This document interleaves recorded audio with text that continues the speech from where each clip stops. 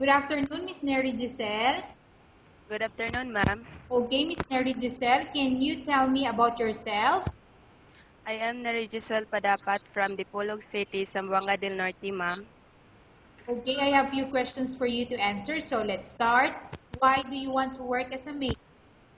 I want to earn money, ma'am, Why you choose Malaysia when there is a lot of other country? because Malaysia is nearest from the Philippines, ma'am. How are you qualified for this job? I am fit to qualified, ma'am. Okay. May I know what is your education level is? I am college graduate, ma'am. What is your recent working experience? I am working as a babysitter in Cebu City, ma'am. Okay. Have you worked abroad before? No, ma'am. Do you have experience of taking care of baby? Yes, ma'am. And whose baby you are taking care of? It is the baby of my employer, ma'am. Okay. How about elder or older people? Do you have the experience? No, ma'am. Okay. Are you willing to take care? Yes, ma'am. Do you have any other special skills? Yes, ma'am. May I know what are those special skills do you have? Cooking food, ma'am. Are you willing to learn new skills? Yes, ma'am. Are you willing to work with a family where the mother-in-law or any relatives stay together? Yes, ma'am. Currently, are you still working now? No, ma'am. Do you know how to cook? Yes, ma'am. What sort of food can you cook? Chinese and Filipino food, ma'am. Okay, can you tell me what are those Chinese food? Noodles, ma'am. Okay, how about Filipino food that you can cook? Adobo, ma'am. Are you aware that you will have to do washing, cleaning, ironing, and cooking?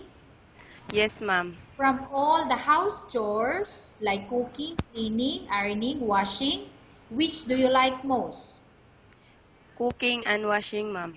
Okay, you are not allowed to use handphone or cell phone during working hours. It's okay, ma'am. You are only allowed to use handphone after you finish all the work and go to bed. It's okay, ma'am. You are strictly needed to surrender the handphone to your employer in the morning, and your employer will return back to you once you're going to bed. It's okay, ma'am. If ever your employer finds out that you're abusing your handphone and it's affected your work performance, your employer will confiscate your handphone and you're not allowed to hold it anymore. Instead, your employer will allow you to call to your family 3 times in a month. You're only allowed to bring normal phone and you're not allowed to bring smartphone. Are you agreed for the terms and condition? Yes, ma'am. Are you agreed to the rules and regulation for the handphone? Yes, ma'am. How many years is the contract as you agreed and understand?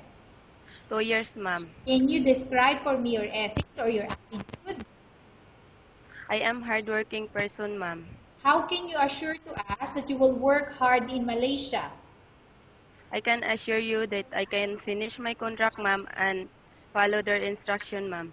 Can you promise not to use the telephone without the permission of your employer? Yes, I promise, ma'am. Can you promise not to put on makeup but to dress properly while work? Yes, ma'am. Can you promise not to invite friends and relatives without the consent of your employer? Yes, ma'am. Can you promise not to ask for advance salary from your employer under any circumstances?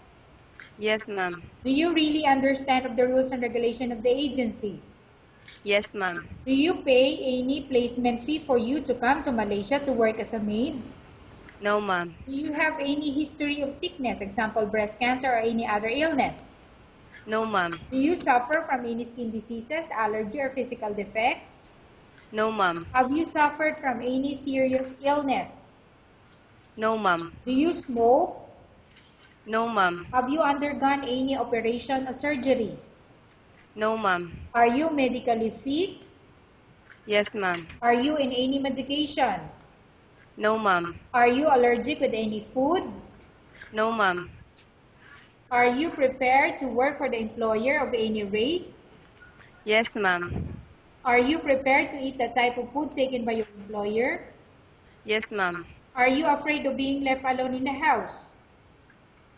No, ma'am. Are you afraid of dogs or other pets? No, ma'am.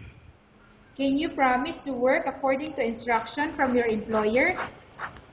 Yes, ma'am. Do you have any immediate family working in Malaysia? No, ma'am. Okay, Ms. Neri Giselle, we have finished our question section. Let's go to case study. I have a case study for you and I want you to answer me truthfully. Upon arrival in Malaysia within 6 months, if ever any of your family members pass away, what will you do? Will you continue to work till finish your contract or you will go back? I will continue to work and finish my contract, ma'am. Okay, tell us about yourself and why do you want to work in Malaysia as domestic helper? I am a hardworking person, ma'am. I promise that I will work hard, then finish my contract, ma'am. Okay, Miss Neri Giselle, what do you want to tell to your employer who watching your video? Good day, ma'am.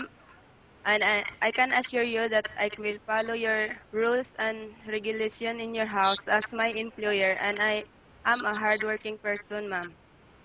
Okay, thank you very much, Miss Neri Giselle. We will update your agency if there's any selection made by the employer. Thank you, ma'am, and good day.